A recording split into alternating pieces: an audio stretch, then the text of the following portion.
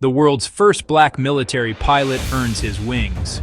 His name, Ahmet Ali Çelikten. His call sign, Çelik Kara Kartal, the Black Steel Eagle. He flew for an Islamic empire, trained alongside Christian Germany, represented a bridge between worlds that threatened everything the colonial powers had built. His story was buried, not by accident but by design. This is why. You've heard of the sick man of Europe. That's what they called the Ottoman Empire. Dying, backwards, inevitable decline. It was a lie. 1880s, Istanbul installs electric street lights, among the first cities in the world.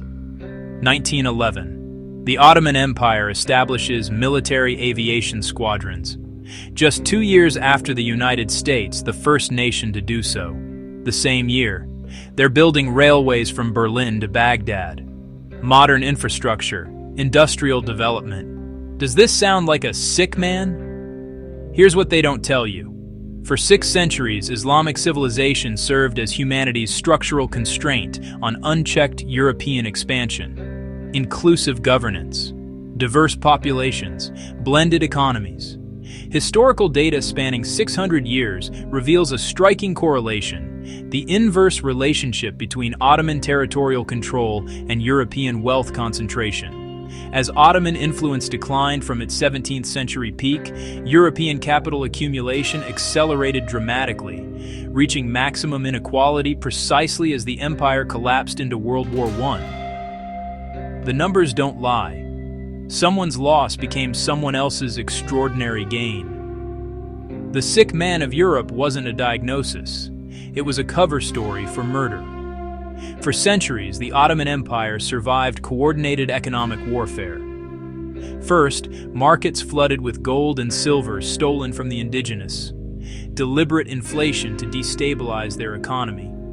Then, their steel industry sabotaged through trade manipulation. Then, the Berlin-Baghdad Railway undermined. Ottoman Railway was designed to connect people, but European powers had a genuine need for their railways to haul wealth stolen from colonies. The Suez Canal, built with Egyptian labor and Ottoman funds, sold to Britain through debt manipulation.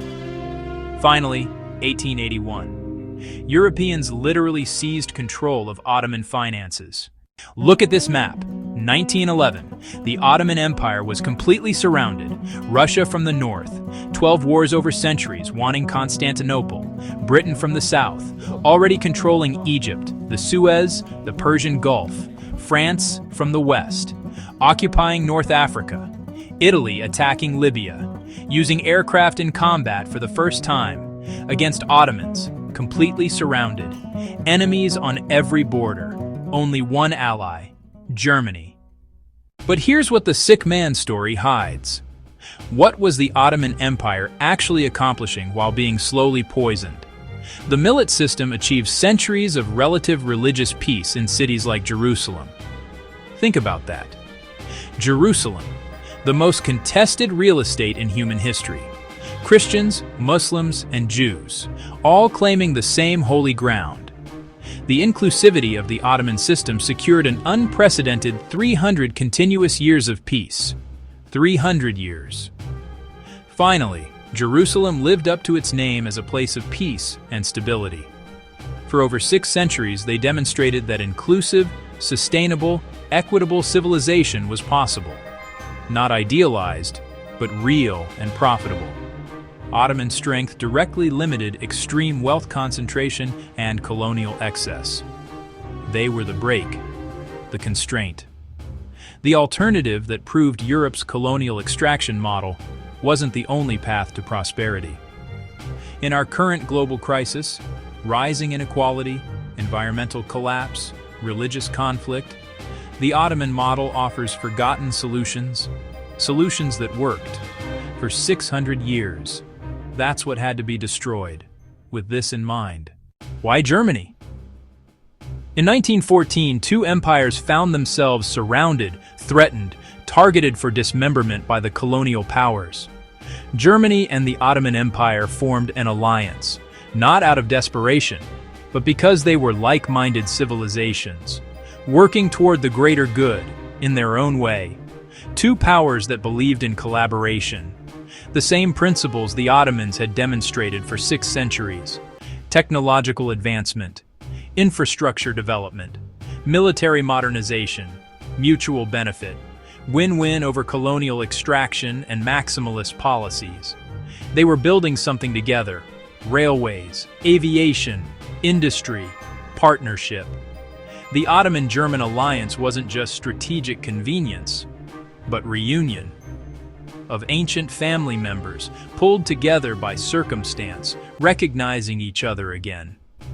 Here's something history forgot. Germanic tribes and Turkic peoples share deep ancestral connections, migrations across the Eurasian steppe.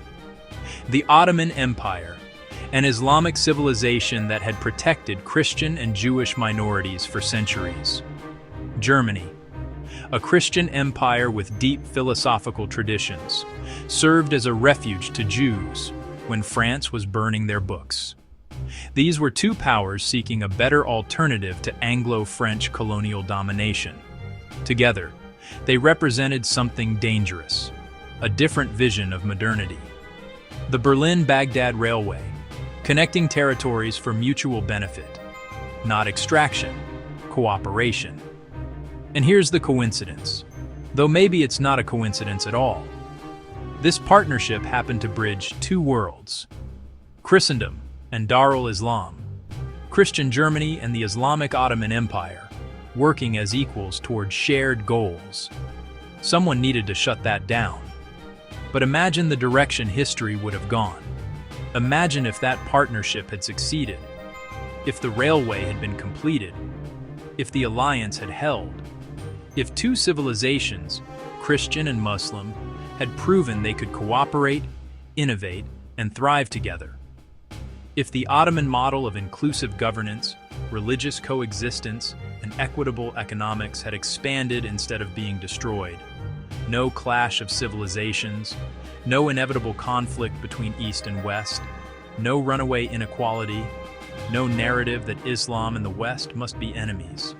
Just two powers working together, continuing a 600-year tradition of proving the alternative could work. That's why both had to be destroyed, because they offered proof that the civilizing mission was a lie, that the constraint on extreme wealth concentration could hold, that cooperation was possible. 1883, Izmir, Ottoman Empire. A boy is born. His mother, Zengiye Emine Hanım, is of Nigerian descent. His father, Ali Bey, is an Afro-Turk. His name, Ahmet Ali Çelikten. His destiny, to become the world's first black military pilot. 1914. The Ottoman Empire opens the Yeşilköy Naval Aviation School. Ahmet Ali is among the first trainees. This is just 11 years after the Wright brothers' first flight.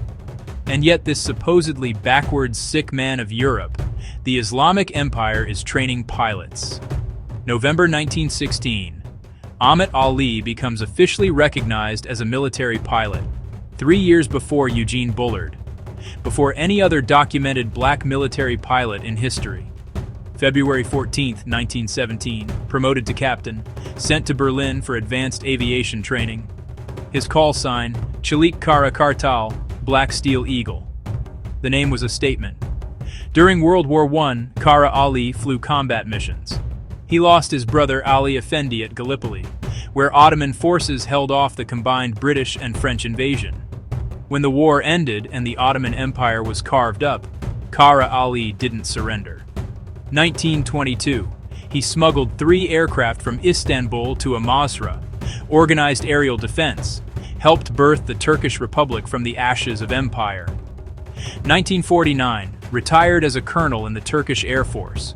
His legacy? 2 sons, 2 daughters, a niece, and a nephew. All became pilots. His grandchildren work in Turkey's aviation industry to this day. So why don't you know his name?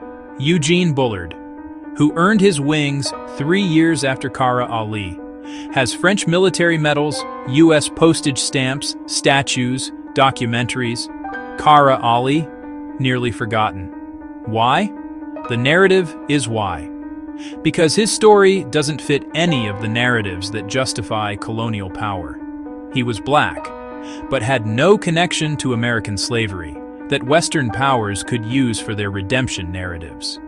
He was from a non-European empire, proving that technological modernity didn't require Western civilization. He was Muslim, in a world where Islam is portrayed as backwards.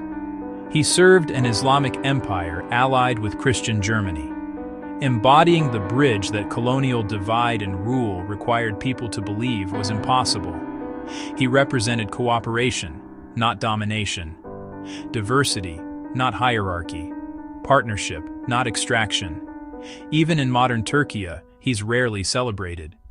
The new republic on its knees beholden to the whims of the colonial powers, desperately seeking approval and recognition, practically shamed and forced to distance itself from the Ottoman past. So Karaali was pushed to the margins, from both sides, by design. World War I ended in 1918.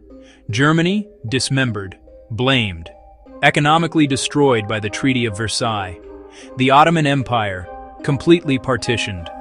The British took Palestine, Iraq, Jordan. The French took Syria and Lebanon. The Berlin-Baghdad Railway, never completed as intended. And watch what happened to wealth inequality. With the Ottoman constraint removed, European capital accumulation went into overdrive. Someone's loss, someone else's extraordinary gain. Jerusalem, the unprecedented 300 years of peace in the Holy City ended. The millet system, dismantled. The most contested real estate in human history returned to its contested state. The bridge between Islam and Christendom, burned. The alternative vision of modernity, multicultural, cooperative, equitable, crushed. And the man who symbolized all of it, a black man with African and Turkish heritage, serving an Islamic empire, allied with Christian Germany, proving that the 600-year Ottoman model of inclusive civilization could continue into the modern age, erased. They didn't just destroy two empires. They destroyed the proof that their entire colonial worldview was a lie. The proof that inclusive, sustainable, equitable civilization had worked for 6 centuries, with data to prove it. But here's what they couldn't destroy: the fact that it happened, or the fact that fezzes are cool. In 1914, a black man became the world's first military pilot. In 1911, an Islamic empire established one of the world's first air forces. For 400 years, Jerusalem knew peace under the millet system. And within the 400 years of Ottoman rule, for an unprecedented 300 continuous years, Jerusalem lived up to its name as a place of peace and stability. For 6 centuries, the Ottoman model proved that inclusive governance, religious coexistence, and equitable economics could work. Not in theory, in practice. Christian Germany and the Islamic Ottoman Empire built a partnership that threatened the entire colonial order. The bridge was real, the cooperation was real, the alternative was real. The 600-year track record was real. They destroyed it. They buried the story. They rewrote the history. But the truth doesn't disappear. It just waits to be remembered. His name was Ahmet Ali Çelikten, Çelik Kara Kartal, the Black Steel Eagle, the world's first black military pilot, the embodiment of a 600-year alternative. And look at where we are now. Rising inequality, worse than before the Ottoman constraint was removed. Environmental collapse accelerating. Religious conflicts intensifying, especially in places like Jerusalem, where the millet system once kept peace. The exact problems the Ottoman model provided solutions for. Problems that got demonstrably worse after that model was destroyed. Remember his name. Share his story. Because the bridge they destroyed is to the future, and we still need to build it.